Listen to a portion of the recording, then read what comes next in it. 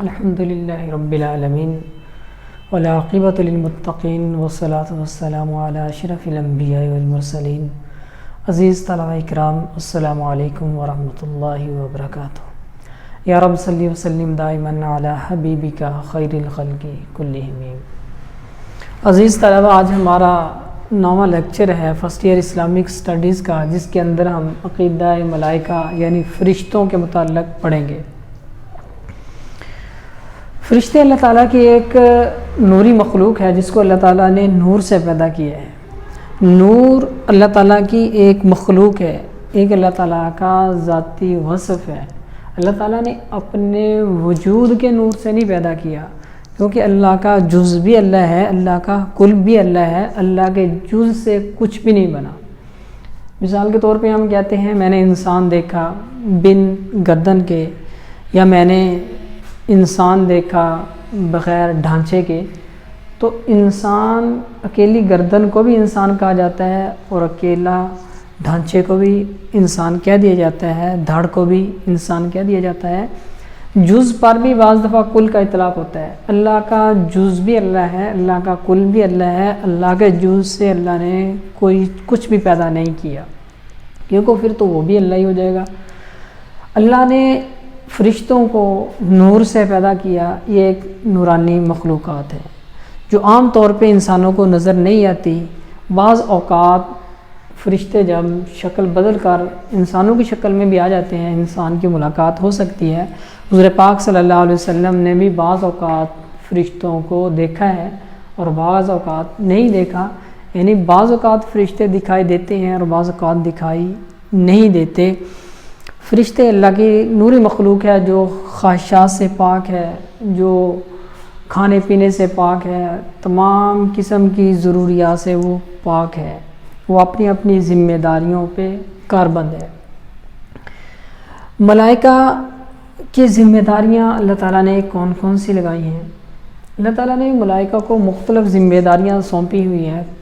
کچھ ملائکہ عرش اٹھائے ہوئے ہیں، کچھ کی آسمانوں پر ذمہ داریاں ہیں، کچھ انسان کی روزی، انسان پہ ہونے والی بارش کا نزول، اس کی ذمہ داریاں ان کے سپرد کر دی گئی ہیں۔ کچھ انسان کی موت کو نکالنے کی ذمہ داریاں کسی فرشتے کے ذمہ لگا دی گئی ہیں۔ تو مختلف ذمہ داریاں مختلف فرشتوں کو اللہ تعالیٰ نے عطا کی ہوئی ہیں۔ ان کے اندر کسی قسم کی کوئی گناہ کی خواہش نہیں ہوتی۔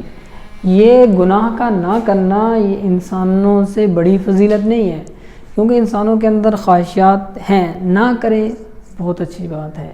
ان کے اندر گناہ کی معصیت کی خواہش ہے ہی نہیں، جذبہ ہے ہی نہیں، مادہ ہے ہی نہیں، لہٰذا تمام فرشتے گناہوں سے پاک ہوتے ہیں۔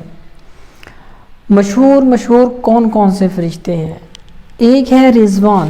رضوان اس فرشتوں کو کہتے ہیں جو جنت کا فرشتہ ہے، جنت کے فرشتے کا نام رضوان ہے۔ دوسرا ہے مالک۔ مالک جہنم کے فرشتے کو کہا جاتا ہے۔ کرامن کاتبین کون سے فرشتے ہیں کہ جو کہ انسان کے ایک دائیں کندھے پہ ہے، دوسرا بائیں کندھے پہ ہے۔ ہمارے کندھوں پر اعمال سیئہ برے کام اور اعمال حسنہ نیک کام جو لکھتے ہیں، ہمارے لیے صحیفے تیار کرتے ہیں، وہ کرامن کاتبین ہے۔ منکر نکیر وہ فرشتے ہیں جب انسان مر جاتا ہے، قبر کے اندر انسان سے سوال جواب کرتے ہیں کہ تمہارا رب کون ہے، تمہارا دین کون ہے، تمہارے نبی کون ہے، تو وہ سوال جواب کرنے والے فرشتے منکر نکیر کہلاتے ہیں۔ ہاروت ماروت یہ دو فرشتے ہیں جو بابل مقام پر اللہ تعالیٰ نے نازل کیے تھے اس وقت کے لوگوں کی آزمائش کے لیے۔ وہ لوگ برے کاموں کے اندر، جادو ٹونا کے اندر پڑ چکے تھے، تو ان کی آزمائش کے لیے اللہ تعالیٰ نے ہاروت و ماروت دو فرشتوں کو نازل فرمایا۔ جبرائیل علیہ السلام بہت مشہور فرشتے ہیں جو کہ عام طور پر اللہ تعالیٰ کی وحی لے کر نبیوں پر آتے ہیں۔ جتنے بھی نبی اور رسول گزرے ہیں ان پر وحی لانے والے فرشتے حضرت جبرائیل علیہ السلام ہیں۔ یہ ان کا سب سے اہم کام ہے۔ اور اسرافیل، حضرت اسرافیل وہ فرشتے ہیں جو قیامت کے جب قائم ہوگی اس سے پہلے جو سور پھونکیں گے، ان کا کام ہے سور پھونکنا۔ حدیث میں آتا ہے یہ اپنے منہ کے اندر سور لیے ہوئے ہیں، جب قیامت کا وقت آ جائے گا تو یہ اس وقت سور پھونکیں گے۔